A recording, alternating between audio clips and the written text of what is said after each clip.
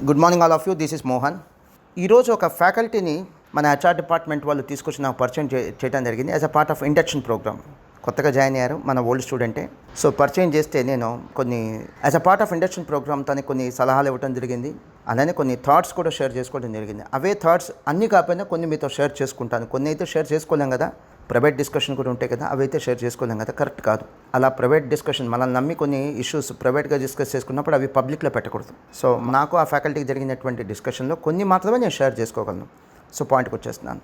ముందుగా ఫ్యాకల్టీ అయితే జాయిన్ అయ్యారండి. మంచి శాలరీనే ఇచ్చాం. మంచి శాలరీ కాకపోతే జాయిన్ అవ్వరు కదా, సింపుల్ థింగ్, కామన్ సెన్స్. ఇండస్ట్రీలో ఉన్న శాలరీ ఏంటి, ఒక సీఏ జాబ్కి వెళ్తే వచ్చే శాలరీ ఏంటి, అవన్నీ కూడా సీఏ పాస్ అయిన ఆ స్టూడెంట్కి తెలియదా? కాంపిటేటివ్గా అంటే దాంతో సమానంగా మనం శాలరీ ఇవ్వకపోతే మన దగ్గరికి వస్తారా? సింపుల్. జాబ్ మీద ప్యాషన్ ఉండొచ్చు, ఇంట్రెస్ట్ ఉండొచ్చు, లేదా గుంటూరులో ఉండాలి, అమ్మానాంతా ఉండాలనే ఇంట్రెస్ట్ ఉండొచ్చు. కానీ at the same time remuneration కూడా ఇట్ మ్యాటర్స్ కదా. జాయిన్ అయ్యారంటే వాళ్ళు ఎంక్వైరీ చేసుకుంటారు కదా, ఇండస్ట్రీలో శాలరీ ఎంత ఉంది, ఇండస్ట్రీ అంటే మెయిన్ టు సే ఏదైనా జాబ్కి వెళ్తే శాలరీ ఎంత ఉంది, మాస్టర్ మైండ్స్ వాళ్ళు ఎంత ఇస్తున్నారు, అవన్నీ చెక్ చేసుకోకుండా వచ్చేస్తారండి జాబ్కి. సరే, విషయానికి వచ్చేద్దాం. ఫస్ట్ ముందు అగ్రిమెంట్ రాయించాం కదా, అగ్రిమెంట్ ఎందుకో చెప్పాను నేను. అగ్రిమెంట్ ఎందుకంటే సపోజ్ సే ఫర్ ఎగ్జాంపుల్ నేను ఒక బిల్డింగ్ తీసుకున్నాను రెంట్కి, మంత్లీ 3 lakhs 4 lakhs 2 lakhs రెంట్కి తీసుకున్నాను. 10 months లేదా 6 months అడ్వాన్స్ ఇస్తాం. ఇది కాకుండా మళ్ళీ మా దగ్గర అగ్రిమెంట్ ఎందుకు తీసుకుంటున్నారు? మేమేదైనా తప్పు చేస్తే ఒక లీగల్ కోర్స్ ఆఫ్ యాక్షన్ వాళ్ళకు ఉండాలని, అంతే కదా. సో మీరు రెంట్ పే చేయకపోతే ఎలాగో మా దగ్గర మేము ఇచ్చిన అడ్వాన్స్ ఉంది. కొంతమందికి 10 months ఇస్తాం, కొంతమందికి 6 months ఇస్తాం. అడ్వాన్స్ అనేది వాళ్ళ దగ్గర ఉంటుంది కదా. అది కాకుండా మళ్ళీ మా దగ్గర 100 rupees స్టాంప్ డ్యూటీ పేపర్ మీద అగ్రిమెంట్ ఎందుకు తీసుకుంటున్నారు? నేను తీసుకున్న మహా అయితే 20 rupees స్టాంప్ డ్యూటీ పేపర్ అంతే. సో నాకు రెప్యుటేషన్ ఉంది, నాకు కేర్ ఆఫ్ అడ్రస్ ఉంది, నా మీద లీగల్గా కోర్స్ ఆఫ్ యాక్షన్, లీగల్గా నా మీద కేసు కూడా వేయచ్చు. అయినా కూడా ఒక 20 years నుంచి 2002లో స్టార్ట్ చేసాం, నియర్ అబౌట్ 20 years అయింది. 20 years నుంచి రన్ అవుతున్న ఇన్స్టిట్యూషన్ అయినా అగ్రిమెంట్ తీసుకుంటున్నారు, అది కూడా 100 rupees stamp duty paper. Apart from that I need to deposit rental advance. So ఇది కూడా అంతేనమ్మా. నిన్ను చూసి మాస్టర్ మైండ్స్లో ఇన్స్టిట్యూట్లో పిల్లలు అడ్మిషన్ తీసుకోవట్లా.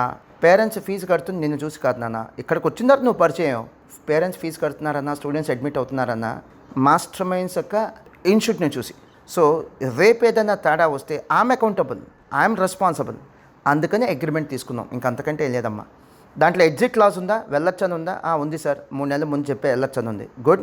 మేము తీసేయాలంటే ముందే చెప్పి తీసేస్తామని ఉందా? ఉంది sir. Good. So it's a win win situation. మేము తీసేయాలన్నా అడ్వాన్స్ నోటీస్ ఇస్తాం, నువ్వు వెళ్ళాలన్నా అడ్వాన్స్ నోటీస్తో నువ్వు వెళ్ళొచ్చు. సరే, సెకండ్ది, నీకు ఏదైనా తర్వాత 3 years తర్వాత 5 years తర్వాత ఇన్స్టిట్యూట్ ఏదైనా పెట్టుకోవాలి, కోచింగ్ సెంటర్ పెట్టుకోవాలనుకుంటే అసలు ఇప్పుడు జాయిన్ అవ్వద్దు మాస్టర్ మైండ్స్లో అన్నా నేను. అసలు జాయిన్ అవ్వద్దు నాన్న, రైట్ నో. ఇప్పుడే ఇన్స్టిట్యూట్ స్టార్ట్ చేసేసుకో.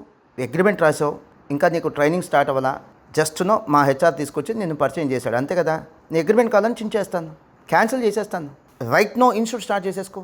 5 years 10 years వర్క్ చేయి, నీ ఓన్గా నువ్వు సక్సెస్ సాధించు. అంతేకాని మాస్టర్ మైండ్స్లో జాయిన్ అయ్యి 10,000 మంది స్టూడెంట్స్కి క్లాస్ చెప్పి మాస్టర్ మైండ్స్లో ఉన్నప్పుడు మాస్టర్ మైండ్స్ మోహన్ సార్ మా సార్ మంచతను, ప్రకాష్ సార్ మంచతను, రాధా మేడం మా క్లాసెస్ చెప్పారు మంచి madam, excellent teacher, Krishna sir మా ఎంఈసీ చూశారు, సార్ నాకు బాగా ఫ్రెండ్, ఇట్లాంటి మాటలు చెప్పి బయటికి వెళ్ళిపోయిన తర్వాత మేనేజ్మెంట్ మంచిది కాదు, మోహన్ సార్ మంచోళ్ళు కాదు, ప్రకాష్ గారు మంచోళ్ళు కాదు, ఇవన్నీ ఎందుకు? అసలు ఈ కష్టాలన్నీ ఎందుకు? హ్యాపీగా ఈరోజే ఇన్స్టిట్యూట్ పెట్టేసుకో. నువ్వు ఇంకా జస్ట్ అగ్రిమెంట్ రాసావు అంతే కదా, నేను క్యాన్సిల్ చేసేస్తా అగ్రిమెంట్, నిన్ను ఫ్రీ చేసేస్తాను, నేను రిలీజ్ చేస్తాను. హ్యాపీగా ఇన్స్టిట్యూట్ పెట్టుకో, ఇప్పుడే పెట్టేసుకో. ఇక్కడ ఒక 5 years క్లాస్ చెప్పి 10,000 మంది స్టూడెంట్స్కి క్లాస్ చెప్పి ఈ 10,000 మంది స్టూడెంట్స్ని తర్వాత మోటివేట్ చేసుకొని వీళ్ళ నుంచి ఒక 500-200 మంది స్టూడెంట్స్ని గ్యాదర్ చేసుకోవాలని ఉద్దేశంతో మాత్రం టీచ్ చేయొద్దు. ఎందుకు? నీ ఉద్దేశం ఎప్పటికైనా వెళ్ళిపోవాలి, ఇన్స్టిట్యూట్ పెట్టుకోవాలి. ఇక్కడ కేవలం మాస్టర్ మైండ్స్లో క్లాస్ చెప్తుంది కేవలం ఒక స్టూడెంట్ బేస్ కోసమే, ఒక ప్లాట్ఫామ్ కోసమే. ఫేస్బుక్లో వేలాది మంది స్టూడెంట్స్ని ఫ్రెండ్స్ చేసుకోవాలి, యూట్యూబ్లో వేలాది మంది స్టూడెంట్స్ని పరిచయం చేసుకోవాలి. అంటే క్లాస్ చెప్పినప్పుడు స్టూడెంట్స్ పరిచయం అవుతారు కదా, వాళ్ళకేం తెలుసు పాపం, ఇన్నోసెంట్. మన ఎజెండా పిల్లలకేం తెలుసు? సార్ సెల్ నెంబర్ ఇచ్చారా అని ఫీల్ అవుతారు. ఏమని? చూడు మనకంత సర్వీస్ చేస్తున్నారో, డౌట్స్ ఉంటే కాల్ చేయండి అమ్మా అని సెల్ నెంబర్ ఇచ్చారు అని అనుకుంటారే తప్ప మీ ఎజెండా పిల్లలకేం తెలుసు? ఫేస్బుక్లో ఫ్రెండ్ రిక్వెస్ట్ పెట్టగానే మీరు యాక్సెప్ట్ చేస్తే మా సార్ నా ఫ్రెండ్ రిక్వెస్ట్ యాక్సెప్ట్ చేశారని అనుకుంటారే తప్ప మీ ఎజెండా పిల్లలకేం తెలుసు? యూట్యూబ్లో రకరకాల వీడియోస్ పెడుతున్నారంటే సార్ మమ్మల్ని ఎంత ఎడ్యుకేట్ చేస్తున్నారో, మాస్టర్ మైండ్స్ వాళ్ళు ఫీజు తీసుకొని చదువు చెప్తుంటే సార్ ఫ్రీగా చదువు చెప్తున్నారు అనుకుంటారు. కానీ మీ ఎజెండా పిల్లలకేం తెలుసు? నిజంగా నీ ఎజెండా ఇన్స్టిట్యూట్ పెట్టడమే అయితే హ్యాపీగా ఇప్పుడే పెట్టేసుకోమ్మా, నో ఇష్యూ. 5 years 10 years కష్టపడు, మేము 20 years కష్టపడి ఈ స్థాయికి వచ్చాం కదా, నువ్వు కూడా కష్టపడు, మంచి స్థాయికే వస్తావు, మా బ్లెస్సింగ్స్ కూడా నీకు ఉంటాయని చెప్పాను నేను. ఇంకో పాయింట్ ఏం చెప్పానంటే, సపోజ్ చిన్న అంటే వాడు నాకంటే చాలా చిన్న వయసు కాబట్టి నేను చిన్న అని పిలిచాను. లేదు, నేను జనరల్గా స్టాఫ్ని కూడా నాకంటే వయసులో తక్కువ ఉన్న చిన్న అని పిలుస్తా, లేదా తమ్ముడు అని పిలుస్తా. సో ఆ వచ్చిన ఫ్యాకల్టీతో ఏమన్నానంటే, చిన్న సపోజ్ నువ్వే ప్రాక్టీస్ పెట్టుకున్నావు నాన్న, ప్రాక్టీస్లో బాగా షైన్ అయ్యావు, మరి ప్రాక్టీస్ పెరిగినప్పుడు ఏం చేస్తావు, 10 మంది అసిస్టెంట్లు పెట్టుకుంటావు, నువ్వు ఒక్కడివే చేయలేవు కదా పని. ఈ అసిస్టెంట్లు నీ దగ్గర జాయిన్ అయ్యి నీ క్లయింట్స్తో పరిచయం పెంచేసుకొని బాగా ఫ్రెండ్షిప్ పెంచేసుకొని రేపు ఒక 2 ఏళ్ళ 3 ఏళ్ళ తర్వాత వీళ్ళు ఓన్గా ప్రాక్టీస్ పెట్టుకొని నీ క్లయింట్స్ని నీ ఫైల్స్ని తీసుకెళ్తే నీకు ఎలా ఉంటుందిరా అన్న. చాలా కోపం వచ్చింది సార్. నేను చెప్పేది అదే అమ్మా, ఇన్స్టిట్యూట్ పెట్టుకోదలుచుకుంటే ఇప్పుడే డైరెక్ట్గా పెట్టేసుకోండి. మాస్టర్ మెన్స్లో జాయిన్ అయ్యి 10,000 మంది స్టూడెంట్స్తో పరిచయం పెంచుకొని ఇన్స్టిట్యూట్ పెట్టుకోవాల్సిన అవసరం ఏంటి? మీ స్వశక్తితో మీరు నిలబడండి. ఇప్పుడు మేము ఉన్నాం, సూపర్వైజ్లో పనిచేసి ఇన్స్టిట్యూట్ పెట్టామా, వేరే ఏదైనా ఇన్స్టిట్యూట్లో పనిచేసి అక్కడి నుంచి పిల్లల్ని చీల్చి ఇన్స్టిట్యూట్ పెట్టామా, గుంటూరులో కనీసం సీఏ ఎగ్జామ్ సెంటర్ లేని రోజున సీఏ ఇన్స్టిట్యూట్ పెట్టాం. ఈరోజు మార్కెట్ పెరిగిన తర్వాత దాన్ని ఎన్కాష్ చేసుకోవాలనుకుంటున్నటువంటి కొత్తగా ఇన్స్టిట్యూట్ పెట్టేవాళ్ళు చాలామంది ఉన్నారు. అందరు కాదు, చాలామంది ఉన్నారు. బట్ మేము ముగ్గురం సీఏ క్వాలిఫై అయ్యి గట్టిగా 38 స్టూడెంట్స్తో ఇన్స్టిట్యూట్ స్టార్ట్ చేసాం. ఆ రోజున గుంటూరులో సీఏ కోచింగ్ సెంటర్స్ లేవు, సీఏ ఎగ్జామ్ సెంటర్స్ లేవు, ప్రాపర్ కోచింగ్ కూడా లేదు గుంటూరులో. ఈరోజు కోచింగ్ ఇన్స్టిట్యూషన్ పెడుతున్నారంటే మీ ఉద్దేశాలు వేరు, ఆ రోజు మేము పెట్టామంటే మా ఉద్దేశాలు వేరు. మీరు కూడా కష్టపడండి, 20 years మీరు కూడా వర్క్ చేయండి. మేమే సూపర్వైజ్లో పనిచేసి 5 ఏళ్ళు అక్కడ 25,000 మంది స్టూడెంట్స్కి 25,000 స్టూడెంట్స్కి పరిచయం పెంచుకొని చీల్చి అక్కడ ఉన్న స్టాఫ్ని అక్కడ ఉన్న స్టూడెంట్స్ని చీల్చి బయటకు వచ్చి ఇన్స్టిట్యూట్ పెట్టలేదే.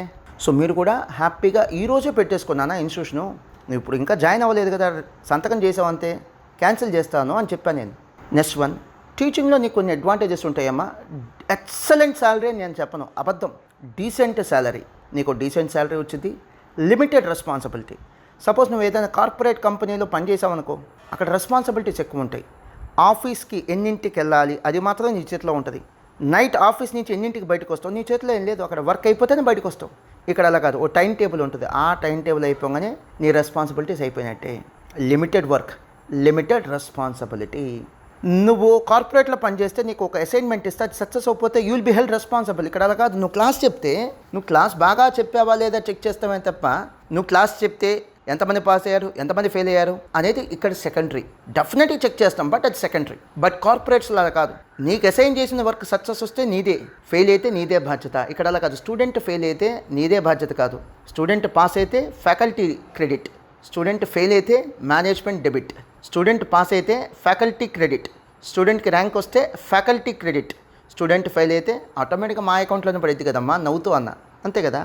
స్టూడెంట్ పాస్ అయితే ఫ్యాకల్టీ సూపర్గా చెప్పారు, స్టూడెంట్ ఫెయిల్ అయితే మేనేజ్మెంట్ పట్టించుకోవాలా, నవ్వుతూ చెప్పాను. ఇదే కదా జరిగేది.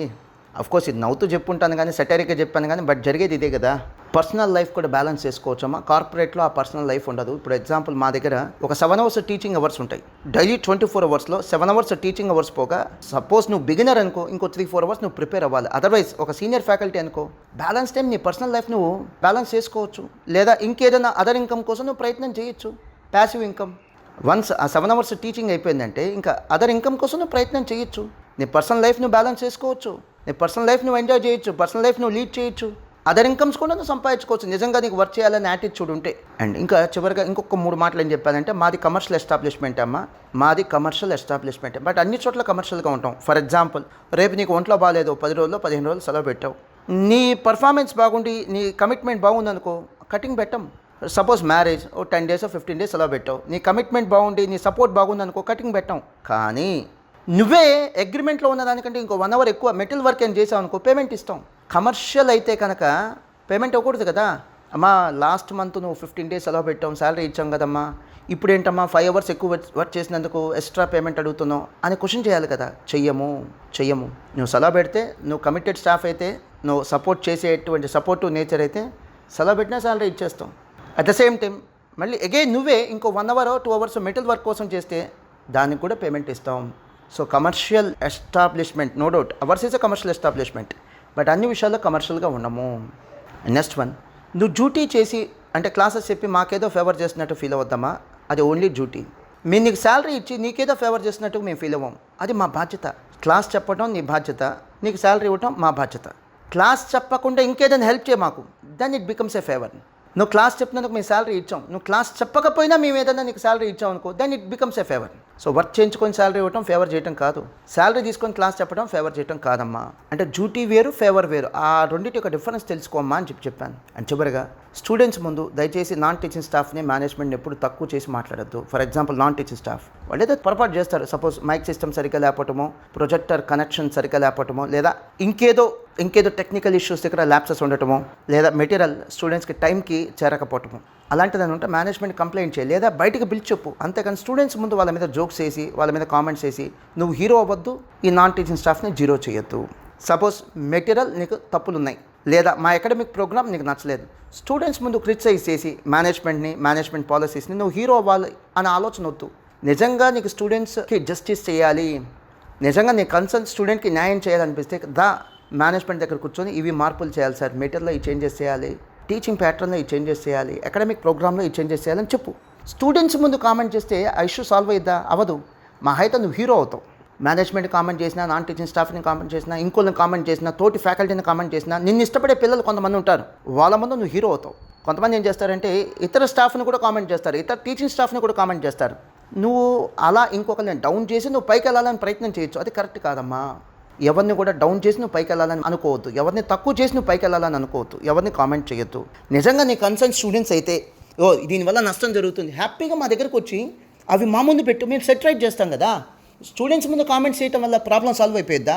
క్వశ్చన్ పేపర్లో తప్పులు ఉన్నాయి, స్టూడెంట్స్ ముందు చెప్పడం వల్ల ప్రాబ్లం సాల్వ్ అయిపోయిద్దా? మెటీరియల్లో తప్పులు ఉన్నాయి, స్టూడెంట్స్ ముందు కామెంట్స్ చేస్తే ప్రాబ్లం సాల్వ్ అయిపోయిద్దా? అకాడమిక్ ప్రోగ్రామ్లో కొన్ని ల్యాప్సెస్ ఉన్నాయి, స్టూడెంట్స్ ముందు కామెంట్ చేస్తే ప్రాబ్లం సాల్వ్ అయిపోయిద్దా? స్టాఫ్ మీటింగ్ ఉంటుంది, అక్కడ చెప్పు ప్రాబ్లం సాల్వ్ అవుతుంది, లేదా మా దగ్గరకు వచ్చి వివరంగా ఎస్టాబ్లిష్ చేయి, అప్పుడు ప్రాబ్లం సాల్వ్ అవుతాయి. సో జస్ట్ నువ్వు హీరో అవటం కోసం ఇంకోళ్ళని జీరో చేయొద్దమ్మా. ఇవన్నీ ఆ ఇండక్షన్ ప్రోగ్రామ్ అది చెప్పాను, నా స్టూడెంట్ కాబట్టి ఇంకా చదువుతో చెప్పాను అంతే. Okay, thank you. నేనేమైనా తప్పు చెప్పుంటే మీరు హ్యాపీగా కామెంట్ సెక్షన్లో పెట్టండి. నెక్స్ట్ టైం ఇండక్షన్ ప్రోగ్రాంలో ఇవన్నీ కూడా నేను సెటిలైట్ చేసుకుంటా. మీ సజెషన్స్ ఏమన్నా చెప్పండి, కామెంట్స్లో పోస్ట్ చేయండి, లేదా నేను తప్పు చెప్పుంటే కూడా నాకు అడ్వైజ్ ఇవ్వండి. Nothing wrong in that. So that next induction program నేను సెటిలైట్ చేసుకుంటా. Thank you.